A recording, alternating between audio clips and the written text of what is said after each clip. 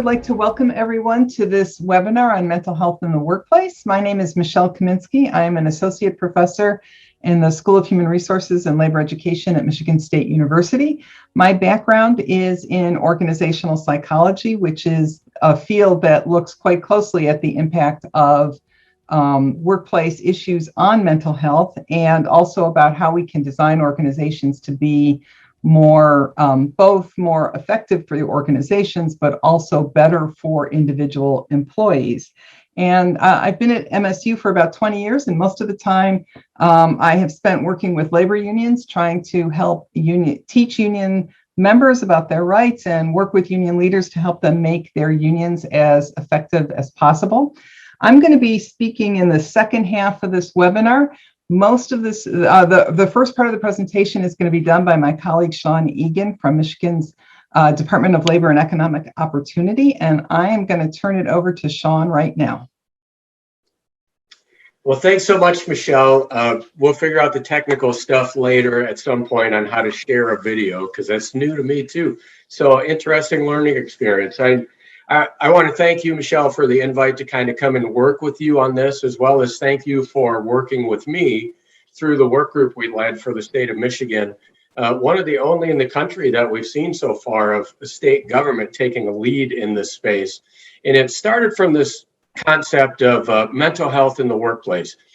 During the governor's State of the State address, she talked about the importance of mental health and finding community resources and those types of things. And as a Department of Labor, our director thought it'd be critical that we took a look at mental health in the workplace.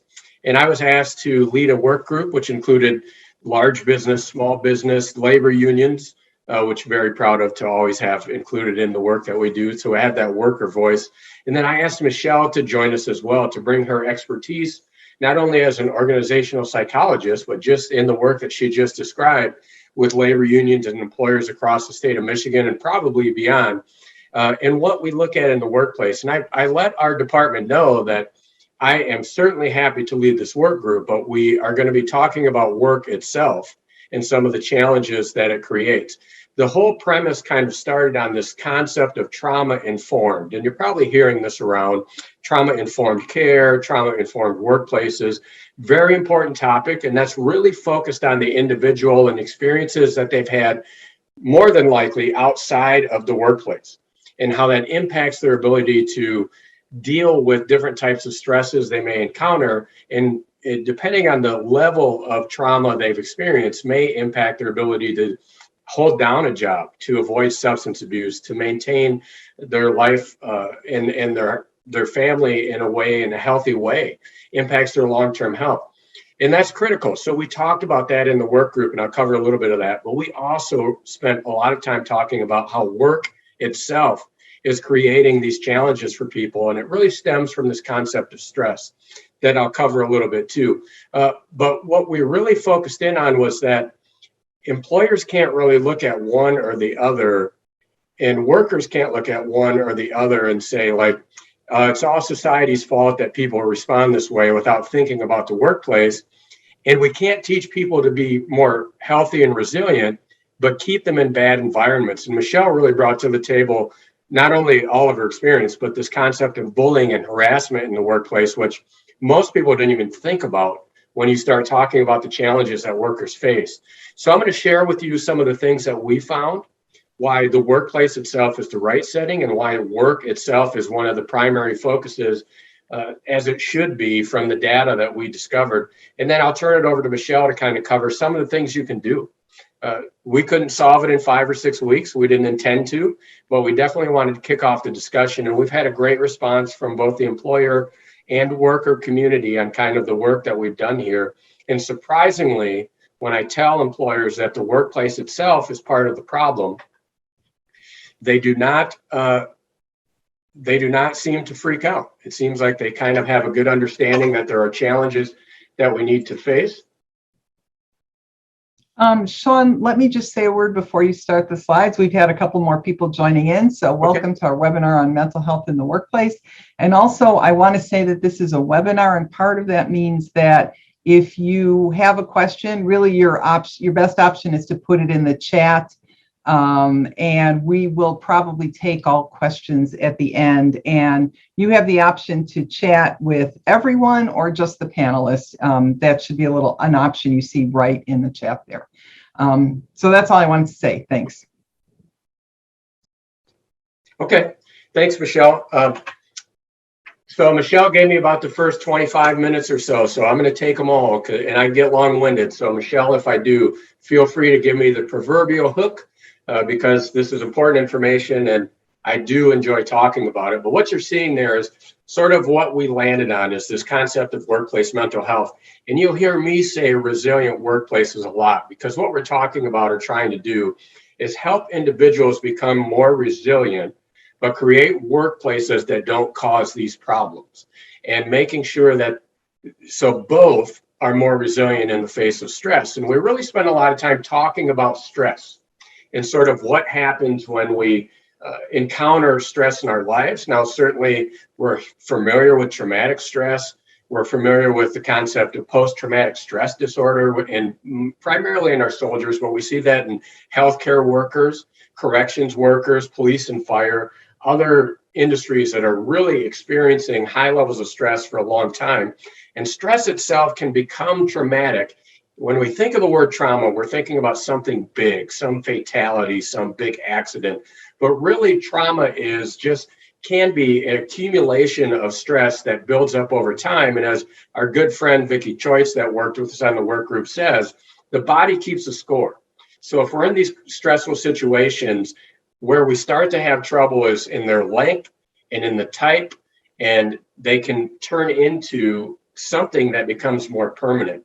Now, we're all familiar with stress. We know that positive stress is good. It helps you get your assignment done, teach the class, all those types of things. Short term, and can be handled. Tolerable stress in the workplace is something like a tight deadline, a heavy lift for some kind of work that you're doing, or something that is going to end.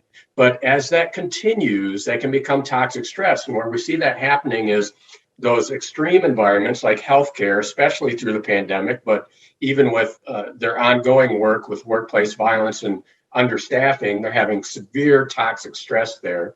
And what that does over time is it sort of changes the way we think. So when we have a stressful situation, and the example we used was you're in the woods being chased by a bear, or you have this unbelievably ridiculous deadline or workload in the workplace, how do you respond? And the brain responds the same way. Our stress response is going to be activated, which means our logic center is going to slow down.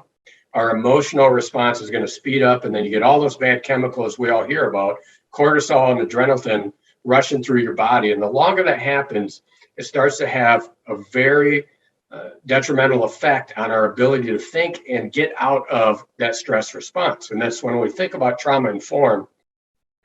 These are people that may have had a situation like racial discrimination, harassment, gender discrimination, poverty, child abuse, those types of things that can almost permanently rewire their ability to get back out of that stress response. So they might react quickly and have a hard time getting back out, which means logic center is not going to work as well. So they can't necessarily make the right choices. And as these stresses kind of continue, we see the same thing. And we hear this all the time: fight, flight, freeze, or fawn. And the response is pretty much automatic. In that fight, you're going to be angry, you're going to lash out. That flight, you're going to try to flee or withdraw. Freeze, you're not going to be able to do anything. And then fawn means to submit. So in the workplace, that's people pleasers. They don't want to engage with the bully, so they're just going to do whatever they can to keep that person happy or away from them. And these are automatic. So once we kind of freeze, we're not really able to even move forward until we can figure out how to get out of that stress response and re-engage our logic center. And the challenge is the longer that stress endures, the longer it takes for our brain to heal. And our brain does heal, but it takes time for it to heal because of all those chemicals and sort of the inflammation and everything that goes along with this stress.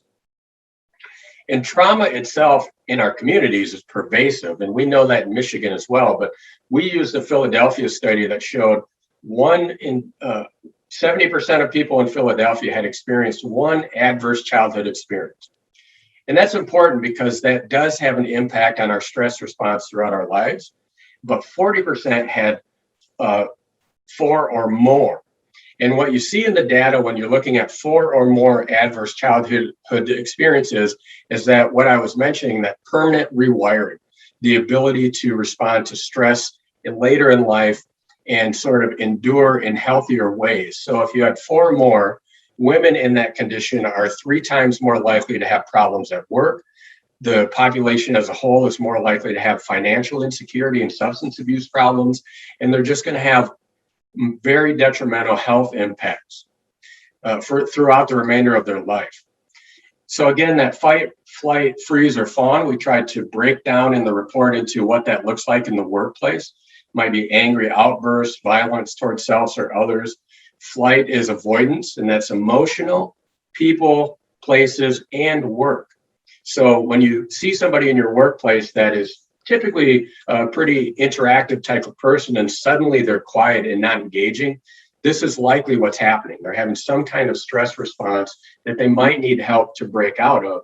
And it could be getting over that hurdle in front of them, or it could be something else going on in their lives. But when you think about bullying and harassment, sexual harassment, discrimination, racial discrimination in the workplace, that is going to put those workers in sort of a constant state of stress that is beyond that overwork type of thing that's happening, and they're going to get stuck in this response. And we have to find ways to make sure employers don't put people there, and that we help people understand how to get out of it, because we can learn how to respond better. But long-term impacts of chronic stress are very, very detrimental and bad. Some of the early symptoms and signs that you see with this are those changes, those aches and pains, insomnia, social behavior, low energy, can't focus. That's one of my go-tos, is that sort of like, I know I have a lot of work to do, but I just can't do it. And it's you kind of learn that it's not necessarily you, it's how you're responding to the stress that's in front of you. And if this continues, that length of the chronic stress, you have hypertension, heart disease, obesity. And the most common conditions associated with chronic stress are depression, anxiety, substance abuse, and hypertension. So depression and anxiety, we're going to talk about a bit because they're widely studied, and it gives us a good indicator of what's happening to people in their workplaces across the country. And here's a challenge. These are self-reported symptoms from a survey that the CEO Roundtable of the American Heart Association conducted. So 76% of the employees they talked to said they had at least one issue affecting their mental health, but only 42% of those had been diagnosed, and only a third of those that had been diagnosed told their employer. So what I'm trying to explain to employers is this is happening in your workplace. You don't know about it. More than likely, you're not going to know about it, but you need to think about how you structure yourself so that you are not the problem. So just understand that these things exist. This is how they're created. And then think about how you're structured, your policies, procedures, responses to harassment and other things, how well employees can engage, because you're just not going to know. And that we see that over and over throughout different studies. So these are people that had anxiety and major depressive episodes. In 1 year, 69 million people had those conditions. Less than half sought treatment. Again, in the workplace, you have these things happening. You're not going to know about them, and about half or less of the people there are going to seek treatment. So if we can integrate sort of resiliency, training, understanding for the employee individual side, so they can recognize these things that are happening to them, hopefully seek help, but at least may be able to break out of that stress response more quickly so they can choose healthier behaviors, maybe choose healthier behaviors and outcomes to begin with. But also make sure that the workplace isn't the contributor. And about 21%, 1 in 5 adults every single year is going to have a mental illness. Now, we've struggled with that word mental illness because illness implies something that's going to be potentially long-term, could be lifelong, could require treatment, could require medication. But this 21% could be just a short time too. So people do have depression.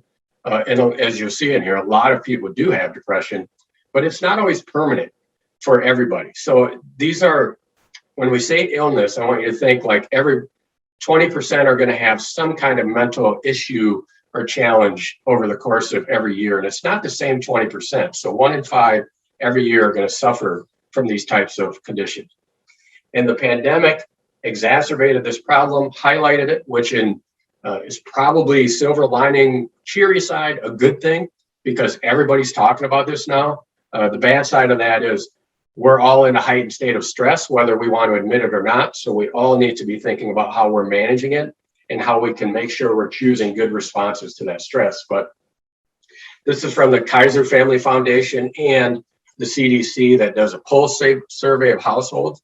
And they ask about symptoms. Keep in mind, this is just symptoms of anxiety disorder and depressive disorder. And the pandemic skyrocketed the way that we all feel. So it went up 30% of people self-reporting that they had these types of symptoms just because of the pandemic. And that was January 2021. They do this annually. So we're hopefully going to see numbers soon. And no doubt in my mind that we're going to see that go up even more, which really means we're in a really tough spot. But where are workers? That's what we wanted to know in our work group. Where are workers seeing the challenges come from? And Mental Health America, a group founded a long, long time ago, does an annual workplace survey on how workers feel about their workplace. And they found that 83% feel emotionally drained from their work. And that emotionally drained is important because that's the next step from there is burnout. And burnout, of course, is sort of a chronically stressful situation.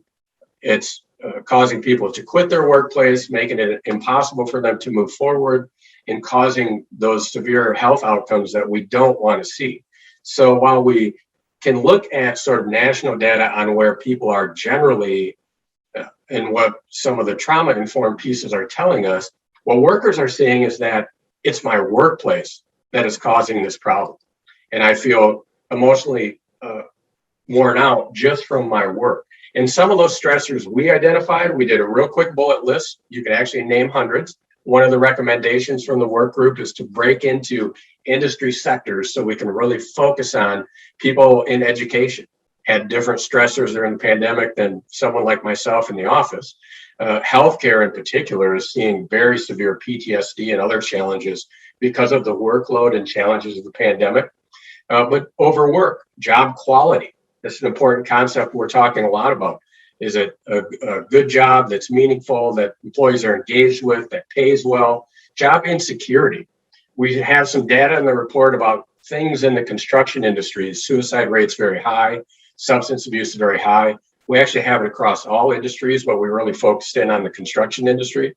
And one thing we never think about in construction is all of those jobs are insecure. So all of us, and myself included, that I'm an electrician by trade, an attorney by education. When you're working in the field, you're always worried about how long that's going to last. Bullying and harassment has pervasive effects on people. Lack of perceived supports, workplace violence, more and more common in healthcare, very challenging. And we're seeing it across all industries. So what you see here is this gray is sort of administrative office type jobs. Blue are what they call blue collar jobs. So those would be production, manufacturing, construction. And then red are people that interact with customers or the public. So what we see there is it really doesn't matter what industry you're in. At least 25% in the admin space feel emotional exhaustion, that precursor to burnout, and over 40% in manual labor jobs, as well as those interacting with the public, which when I say public or customers, I would put educators in a very weird situation where they're dealing with interacting with certain people, and then you have the pressures from parents and administrations. Challenging, but everybody's feeling pretty burned out, and they feel like a lot of that's coming from their workplace. So we're trying to get employers to understand that, and we find this in a lot of surveys. This one came from the American Psychological Association. 65% of employees they surveyed, they also do a workplace survey, said that their job is the number one stress in their lives. So as we talk through this with workers and employers, we're not trying to necessarily pick on employers, but it's not all out in the community. Part of it is happening in our workplaces. So even if we think through the trauma-informed pieces, and we work out our workplace so that it's more resilient, gives people the tools that they need to be more successful, make sure they're not the cause of the burnout. They're going to have positive outcomes in our communities, but they're also going to create a workplace where employees may not feel like that's their number one stressor. And our answer on why the workplace, that's where people are. As we all know, you spend most of your waking hours at work. You're either commuting to it or from it when you're not at work. You rarely have many hours in the evening. So you put all that together and there's a lot of things happening there. And employers are really feeling the burden of a lot of these costs. And they can really enhance the bottom line if they invest in mental health in the workplace. So the Chicago Resiliency Network is a corporate-led initiative in the city of Chicago that really focuses in on that trauma-informed concept. What has our society done to people and how can we make it better? And they're really looking at resiliency training, helping individuals make better choices when they're engaged in these chronically stressful situations and trying to move that forward. Some of their other findings, besides the return on investment, is that citizens of Chicago in one area of town that's at racial discrimination and high poverty area actually live about 30 years less than people in another part of Chicago that don't have those same types of conditions. So they're looking at it from that perspective, and they found a $4 return for each dollar invested in mental health. In their case, it was treatment, but in mental health training, resiliency training, corporate structures, and other things. So we're really pushing this message to employers because while we think morally it's the right thing to do, we want them to understand that dollars and cents wise, it's the right thing to do because you really see it come back in a strong way that helps the quote unquote bottom line. And where they don't really see this in the numbers are what we referenced as the invisible cost to the employer. So employers certainly know that somebody's absent from work, and that costs money. That costs the worker money sometimes, depending on if they have PTO or not. In the construction industry, you don't have that, so you're just losing money. Many people don't have banks big enough, so they're losing money, but the employer is losing that too in lost productivity. So that metric alone is about $250 billion annually across our economy, 27 or more lost work days per person that's experiencing major depressive disorder. And when you throw in anxiety and other things, they might not hit that 27 lost work days, but they're losing work days because of the stress in the workplace. And then presenteeism, a very invisible cost to the employer. That's me showing up to work. I'm in that flight, fight, freeze, or fawn mode, and I can't move forward until I disengage that stress response. So I'm there, I just can't do anything. So Tufts University really dug deep on this particular issue, and they ranked the 10 most expensive chronic conditions in the workplace. Number 2 on the list was lower back pain. So they had those types of things, carpal tunnel, those types of things that we are more familiar with because we talk about workplace safety and health. We recognize that physical things happen to people in the workplace, but we sort of always ignore the mental health implications. So that came in at about $42 per employee. That's not that person that has it, per employee in a workplace, compared to those suffering from depression being about $109 per all of employees in a workplace.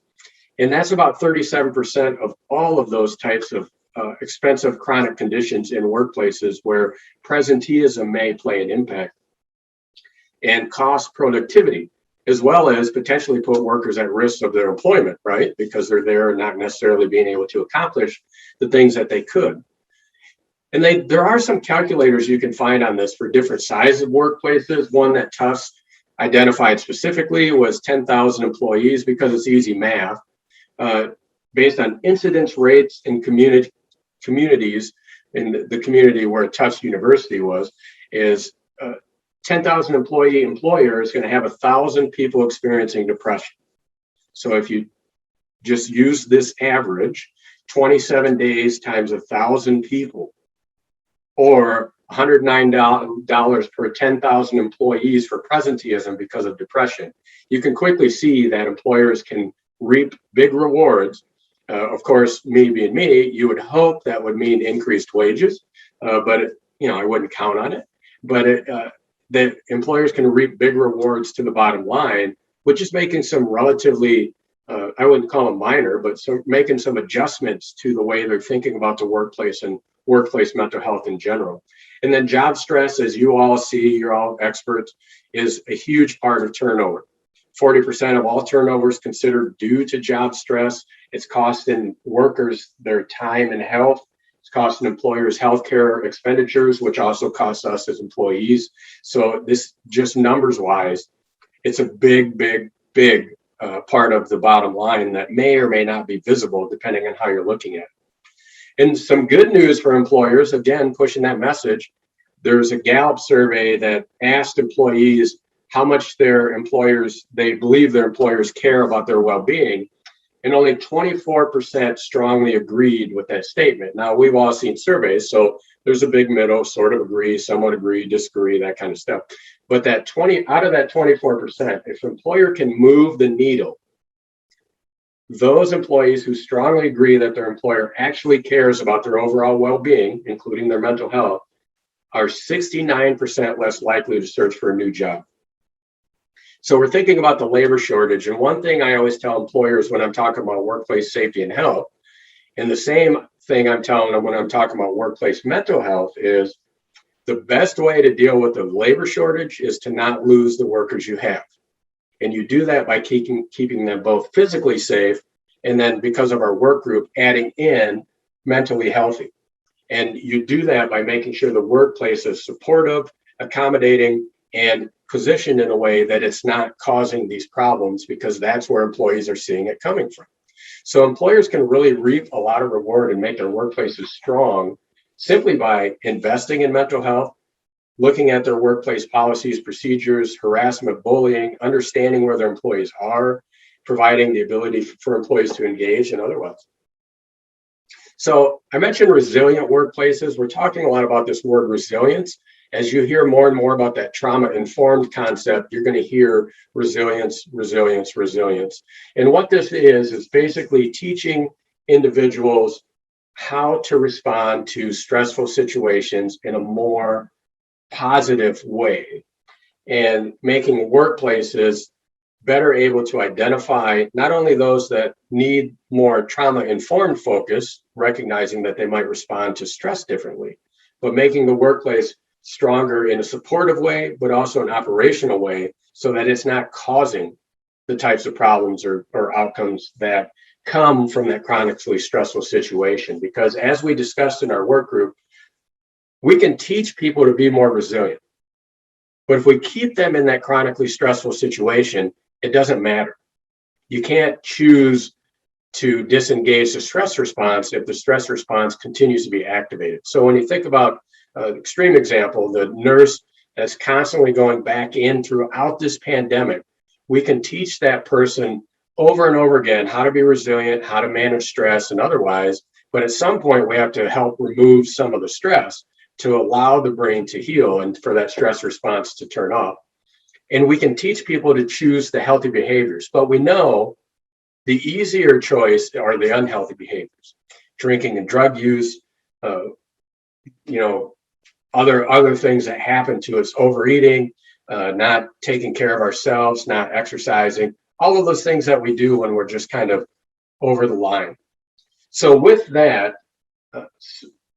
I'm sorry, this slide looked different to me, Michelle. I was about to turn it over to you. So we kind of looked at, like, where do you do this? So you have the personal piece that I mentioned, you have the organizational piece, and then while our work group talked about it, we didn't get too deep into it, we have the community piece. So part of that would be something like DHHS building community resources, but part of it is about all of us, employers, workers, everybody, building stronger communities so that we can not only remove some of the trauma-inducing effects like racial discrimination, poverty, and otherwise, but we can also make a more welcoming community that can support people and recognize that we're going to have these types of challenges. So we landed on what we call 5 steps to start building a more resilient workplace. And I'm going to turn it over to Michelle to talk about some of these things, because this is really in her expertise. Okay, thank you, Sean. I apparently cannot turn my camera back on. It says maybe you can, Sean, but if you can, great. If not, I'm just going to keep talking. So as you would have realized as you listened to Sean talk, some of the issues related to mental health are things that in the workplace are things that people bring with them into the workplace. And some of them are things that are caused by challenges in the workplace. And so what this slide focuses on, and I'm going to spend a lot of time on this slide, is really what are the things we can do to address mostly the ways that the workplace causes us to have issues related to our mental health and mental well-being. So 4 out of 5 of these focus on that.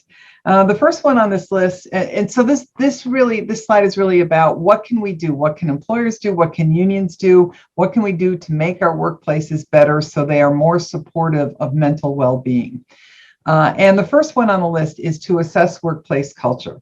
So oftentimes what this means is conducting surveys about the culture in the workplace. And those of you who have been around for a while would understand that sometimes these surveys are that they have their strengths and weaknesses. They have advantages and disadvantages.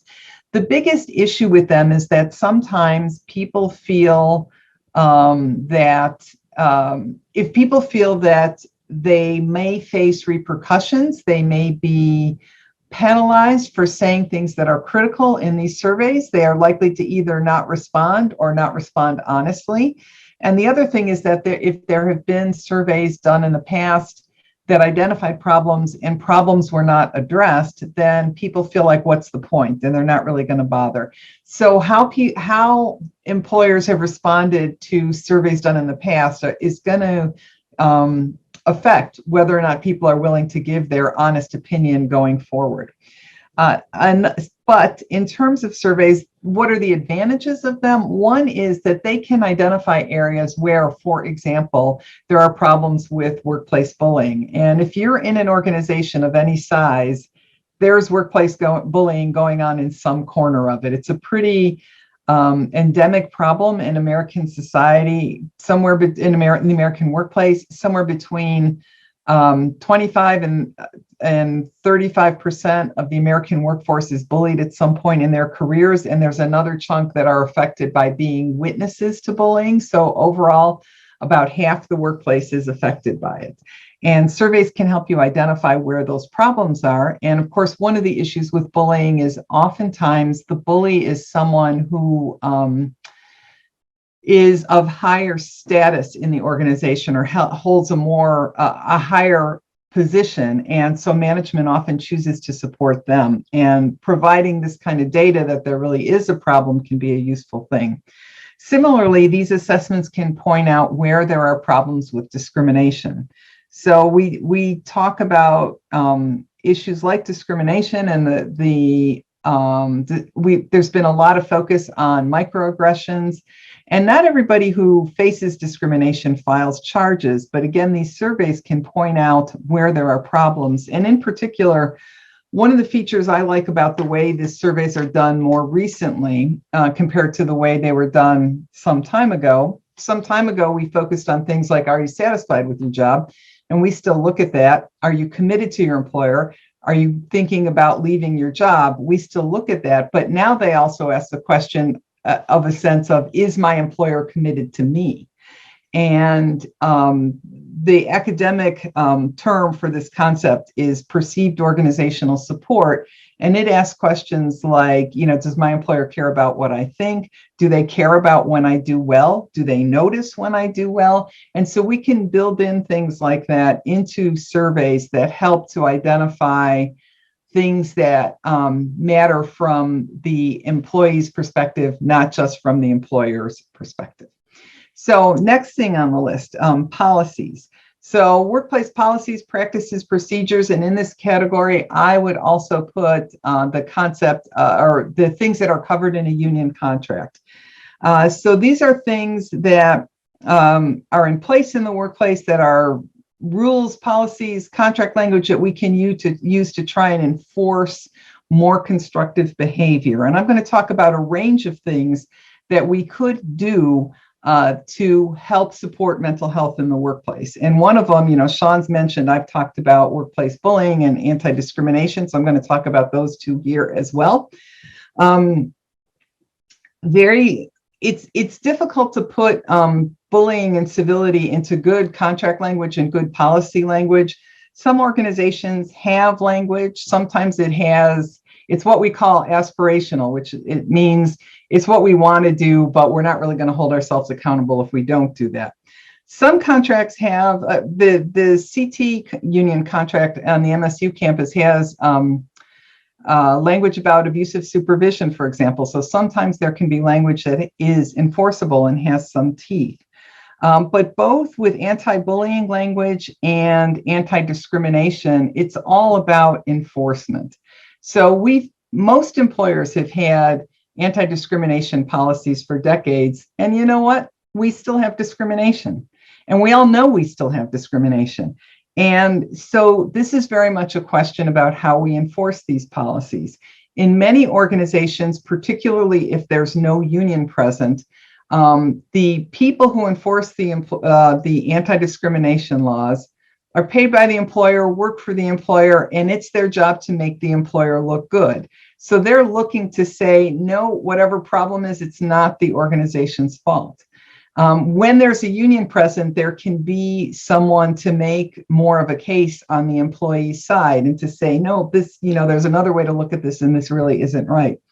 There could be different kinds of enforcement procedures that have more neutral parties, for example. But as it stands, I think the way we enforce anti-discrimination policies in the workplace, I think the way we enforce it really needs serious work. Let me talk about some other policies related that help to alleviate stress. So a big thing is, what are the policies related to leave and scheduling? So the extent to which people may have issues related to their personal lives, but also people may have issues related to stress in the workplace, and the amount of time they have off and their ability to easily access that time off is really important. If they have to jump through a lot of hoops, it's not going to be all that helpful. If they have to schedule it 6 months in advance, that's a problem. That means you can't take a day off when you particularly really need it because the demands have been so difficult. The other thing is there flexibility in terms of scheduling? So I know that I'm really fortunate in the job that I have in that as an academic faculty member, we have some of the most flexibility of almost any job in terms of what our day-to-day schedules are like, the most control and the most flexibility. And I'm grateful for that every day, I might add. And some workplaces are not like that at all, do not allow any flexibility. Some kinds of work make it nearly impossible to have flexible schedules. So there's a huge variation across industries, but the extent to which there can be policies that make it easy to take leave and allow for flexible scheduling, those are a good thing. Next, in terms of policies, the thing I want to mention are policies related to remote work. So one thing that the pandemic taught us is that a lot more people can work remotely than we thought. We used to think that everybody had to be in the workplace, and we learned that that's simply not the case, that when we were forced to work this way, people worked from home and they did a good job, they were productive, and it was a solution to a problem that we were all facing. And now we're in a place where some employers are starting to expect more employees to come back to work. Some employers are demanding it.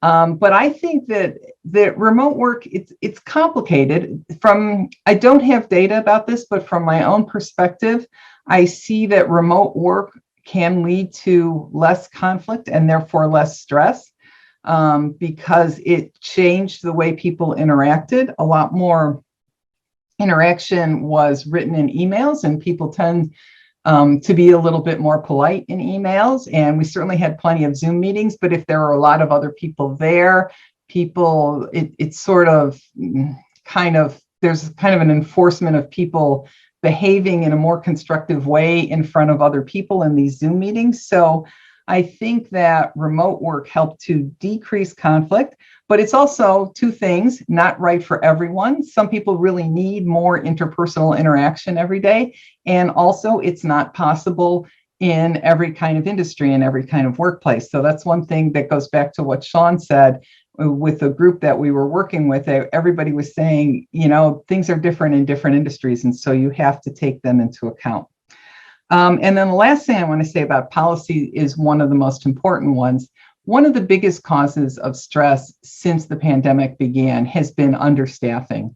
And it places very large demands on the people who are still there, puts more work on them, more pressure on them. And it's been sort of exacerbated by the tightness of the labor market and that it's hard to hire new people. But having appropriate staffing levels is a really essential thing to having a healthy workplace.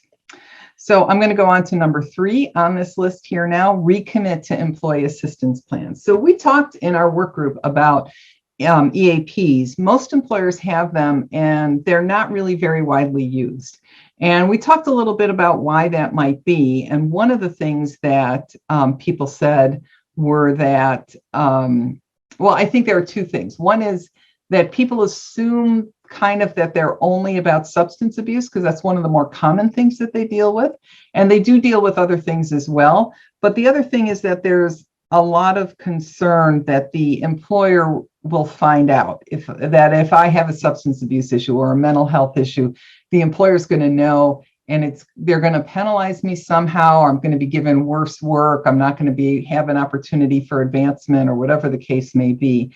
And so we think that EAPs are a resource that exists but are underutilized, so would suggest rethinking how to use them and how they can be put to best advantage in your particular workplace. Moving on to number 4. This has kind of a general title, Develop Ways to Engage and Empower Employees. But for me, this is really the sort of single most important thing about mental health in the workplace, which is, do people have the amount of control over their job and how they do their job that they want? And in some workplaces that's built in some workplaces I would almost say it's built out. It's the opposite of built in. And but everybody wants a certain amount of control over what happens to them day in and day out. And some employers are more encouraging of that, some are less encouraging. And again, it can vary a lot from job to job and industry to industry, depending on what the technology is. It also, from my point of view, varies a lot over time and sort of how the economy is doing, in that I've been around for a while. And from my point of view, employers are more interested in making sure that they are getting input from their employees when times are economically challenging, and when times are economically good, they seem to, some of them, of course, not all of them, seem a little less interested in that. But I think that it's such a compellingly important thing to do, compellingly important thing that we should make sure that employers commit to employee engagement, empowerment, whatever word you want to use, design their organizations so that people have the chance to have a say about their job, to be involved in planning for the future, and that it's written in. And that's why in some cases, unions have put those kinds of things into their contracts. So if it starts to slide, they can use contractual means like a grievance procedure to enforce it. Another thing I want to talk about as ways to engage and empower employees is something goes by different names. We've been talking about employee resource groups. You may have heard these called affinity groups. They have been around for a while, and they go back, as far as I know, to the early 1970s at Xerox Corporation. What happened at Xerox was there was a group of salespeople who were African American who formed something called the Black Caucus. They used to call them caucuses. And as they talked with each other, they noticed that the Black salesmen were getting worse sort of sales districts. So they had lower pay because these were sort of had smaller businesses with lower needs for copying services. So they got worse assignments, made less money, had less chance for promotion, and they gathered all this information And as they sent it on to their corporate level, the corporate lawyers looked at it and basically said, oh, we better do something about this before this ends up in court. And this led to some pretty substantial changes. Today, we talk about things like, as I said, either affinity groups or employee resource groups, which typically involve people who have employees who have a common social identity getting together and talking about what their concerns are. And those of you who are from a union background would note that some of these things, for example, in the case of the Black Caucus at Xerox, which was non-union, but they got higher pay and better assignments. So some of the things that happen as a result are things that are maybe connected to the contract. So a union might want to be engaged in these things rather than just having them be separate or out there. Related to that, at MSU, we have a group of people who work in the area of restorative justice. And restorative justice is a term that covers a lot of different practices. They cite their roots in practices of indigenous people from various parts of the world, but the practices have evolved and are used differently in different places. An area that people might know about them from is the Truth and Reconciliation Commission in South Africa after the end of apartheid and moving forward to a newly democratic society. So how might these be used in the workplace? Well, one way that they're used is getting people together who have a common concern. So that could be like an affinity group or an employee resource group, or it could be people who have a particular issue in common, bringing them together and having a structured conversation led by a trained circle keeper that asks 3 questions. What happened? Who was harmed, and what needs to be done to fix it? And in my own experience, I can say that it's a very powerful experience.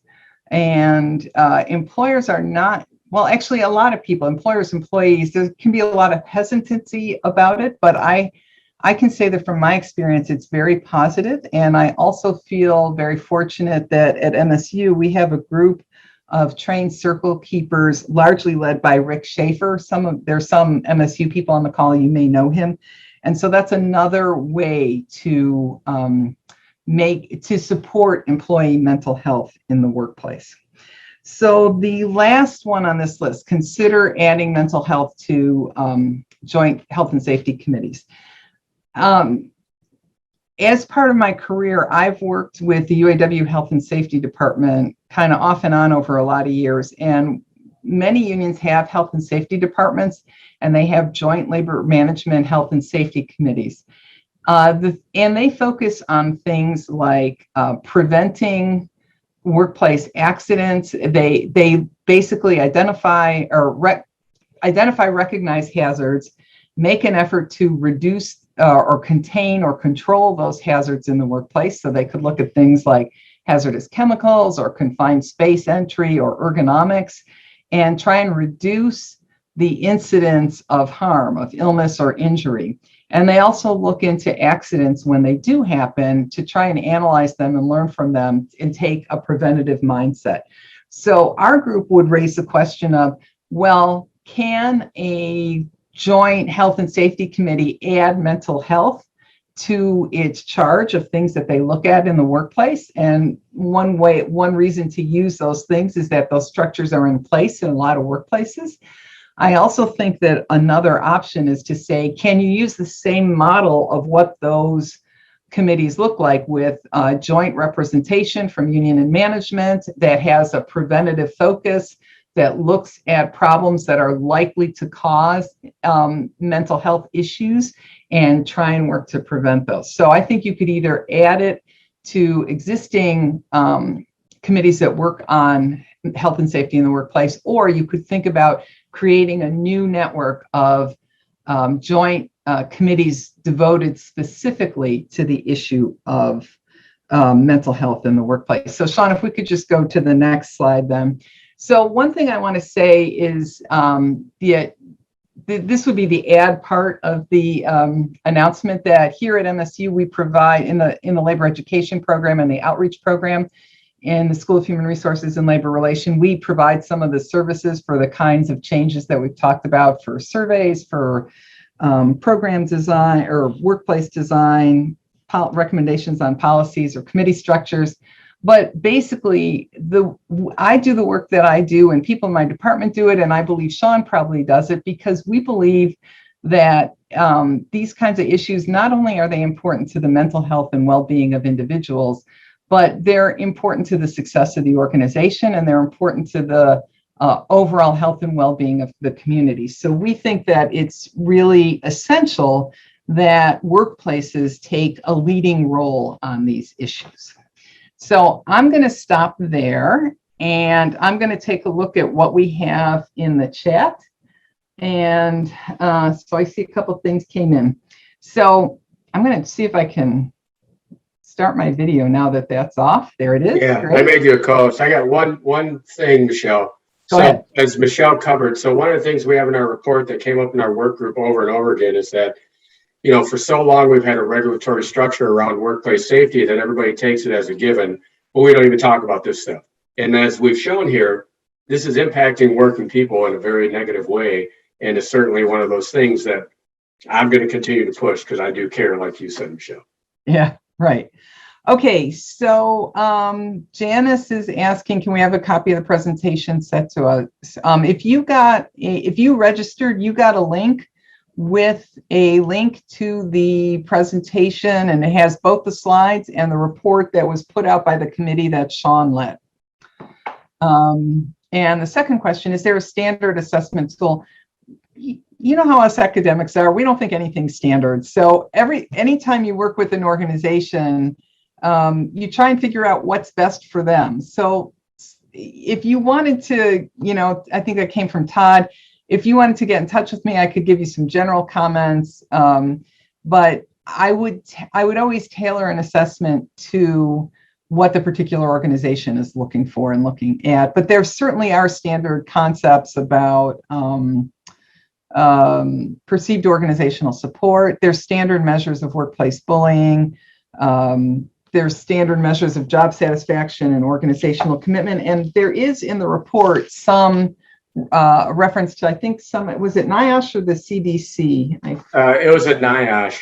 At NIOSH, National Institute of Occupational Safety and Health, who does good work there. And so you can look at the report for that. Yeah, we had talked about in the work group on potentially offering up a few different surveys. And the basic premise was, like Michelle said, there's a lot of questions that need to go into that. Are the employees going to trust it? So that was kind of step one. You know, I can give you a survey, but if nobody trusts you, it's not going to get us anywhere. So it takes a little more work. That's what we thought. That's why we didn't. And a key thing is, who do you report? You don't want to just sort of one report for the whole organization, because that's not necessarily going to tell you where the issues are. And so you may want to look by department or by shift or by job classification or particular things, but you also have to protect people's privacy. So a standard thing is you can only report out groups of 5 or more employees to protect the privacy of the people who responded to that. So that's another thing you have to take into account when you're doing this. More questions? I saw one pop up in the Q&A. Oh, okay, hold on. Employer commitment costs money. How to guarantee. So that's from Larry. So are you talking about how to guarantee results, or how do you get the employer to agree? I don't think you can guarantee results. You can just tell them that in the past it's been successful, and so much of the result depends on the actual commitment of the employer. That I've seen plenty of employers do things with thinking they're going to get a quick fix and not really making a deep commitment to do things differently. And quick fixes don't last. So very much, you can't give people guarantee. It very much depends on how the people in the organization behave. What did you have a view on that, Sean? Yeah, one of the models that we didn't discuss thoroughly, we have a little bit in the report, but not much, was a New York model that came out of the New York City Mayor's Office for Community Mental Health, where they did a public-private partnership. So you had consultants that the city employed go into employers and work through this whole process and make those commitments. So to Michelle's point, you can't really guarantee results, but in my mind, at least, that if I had a magic wand in Michigan, we would have, state-led Department of Labor consultants that would work with employers to go in and actually make the actual changes that are necessary to create a better environment. And you would likely, I think the data says, you would see results. And guaranteeing it, obviously not. Right. And I guess the other thing that Sean pointed out earlier is that if you do nothing, well, again, you can't guarantee, but if you do nothing different, odds are you're still going to continue to incur the cost you're incurring now. Yeah.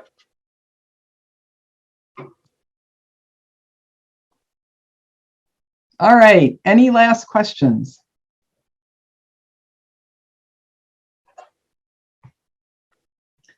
Well, seeing none, I want to thank you for spending part of your summer evening with us. Again, both the slides and the report are in the on a Google Drive that you should have gotten a link to when you registered. And Sean and I will stick around for a few more minutes if any of you have any questions. But once again, thanks for spending part of your summer evening with us.